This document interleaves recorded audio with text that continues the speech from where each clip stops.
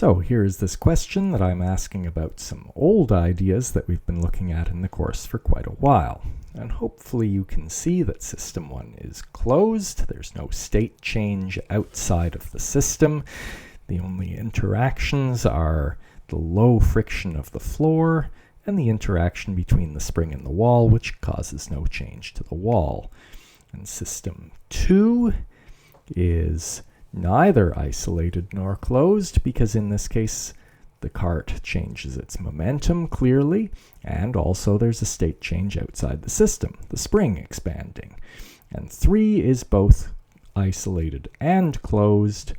The only significant force is a force between the carts, and that is an interaction pair, and so it adds up to 0, and there are no external state changes.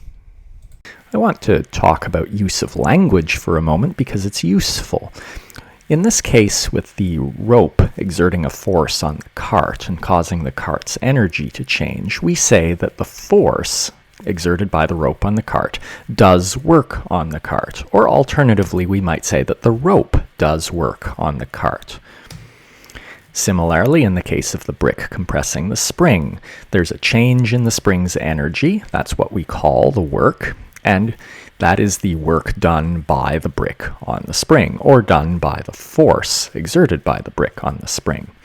Notice, though, that the physics use of the word work, or doing work, is different from the everyday meaning. You're sitting at your computer right now watching these video lectures and doing the lesson, and I'm sure you feel that you are doing work. And in an everyday sense, you certainly are. But from the physics definition of work, you most certainly are not. You are not exerting forces on objects and causing their energies to change. And so, you're not doing any work right now. It's very important to recognize the difference between how external and internal forces affect the energy of a system. So, in this case, with the brick compressing the spring, that force exerted by the brick on the spring is an external force. And it does work on the system, and as a result, the system's energy increases. But now let's think about what would happen instead if we had included the earth and the brick in our system. Now that force that the brick exerts on the spring is an internal force. And the effect it has is to convert gravitational potential energy in the system into spring potential energy also in the system. So it hasn't changed the system energy, it's simply rearranged energy within the system.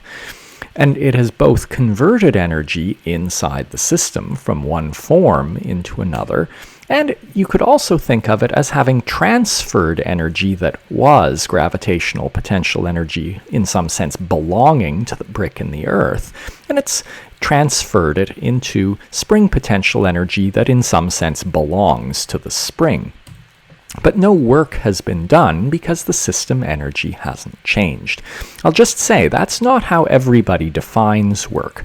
People will often talk about work by external forces causing the system's energy to change, as opposed to work done by internal forces causing rearrangements of energy within the system. That's actually the way I prefer to define work.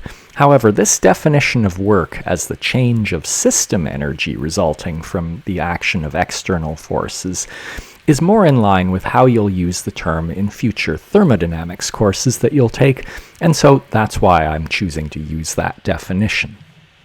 We already know that external forces don't always change a system's energy, so let's look at when forces do work or change a system's energy. So let's first think about a person pushing on a wall. Presumably this person isn't a superhero, and so the wall doesn't accelerate, and so its kinetic energy doesn't change. And also there's no state change in the wall, and so there's no change in internal energy either. And so no work is being done. The system's energy isn't changing. Why is this? Well, one thing to notice is that there's a point of application of the force where the person's hand is touching the wall. And notice that the point of application of the force didn't move during this process. Now contrast that with a person pushing on a cart, and the system is just the cart. The cart accelerates because of the force that the person exerts on it, and so its kinetic energy changes. The person is doing work on the cart. Notice that the point of application of the force this time has moved. We could define a displacement vector for the point of application of the force. And this is a rule for us now, that for a force to do work, its point of application must move. If the point of application of the force doesn't move, then it's impossible for any work to have been done by the force. The displacement of the point of application of the force is important to us in determining work, and so we're going to give it a name. We'll call it the force displacement, and we'll use delta r sub f to mean force displacement. Notice that in the case of the person pushing the cart, the force displacement was a non-zero vector, but in the case of the person pushing on the wall, the force displacement was 0, and that's why no work was done.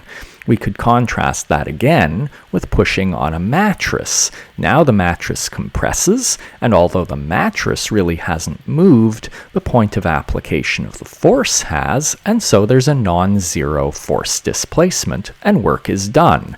As a result, the mattress undergoes a change of state. I want to bring back an old familiar example to show you that this gives us a new way of understanding something that we've already understood in another way. So here's a cart being launched using a spring, and the system is the cart spring and wall, but not the floor. And we've already discussed earlier on in the course that this system is closed, but not isolated. It's clear that it's not isolated because the momentum of the situation changes. It's closed because there's no external state change, but it may have bugged you thinking about this, and I hope it has. Now we have an easier way of thinking about it. It's not isolated because the floor exerts a force on the wall. However, the point of application of that force does not move, and so our force displacement is 0, and that force does no work on the system, and that's why the system is closed. Impulse is a vector, and so it can't be positive or negative, but work is a scalar, and it is allowed to be positive or negative. So let's think about the person pushing the cart again. The system is gaining energy, and so the change of energy is positive, and that change of energy due to the application of an external force is the work, and so the work is positive. On the other hand, the person could be pulling back on the cart to slow it down and bring it to rest. Now the system's energy is decreasing. The change in energy is negative, and so the work is negative. Look at how the vectors are pointing. In the first case, where the work was positive, the force that the person exerts on the cart and the force displacement point in the same direction. On the other hand, in the second case, that force and the force displacement are pointing in opposite directions, and the work is negative. And this is a general rule. When the force exerted on the system and the force displacement point in the same direction, then the work is positive. But if those two vectors point in opposite directions, then the work is negative. So let's check that you know how to determine whether work is positive or negative. So here we have a mass sitting on a spring, and a person pulls up on the mass so that the spring becomes less compressed. Let's let our system be just the spring, and let me remind you that there is a force that the spring exerts up on the mass, and its interaction pair partner is a force that acts down due to the mass on the spring.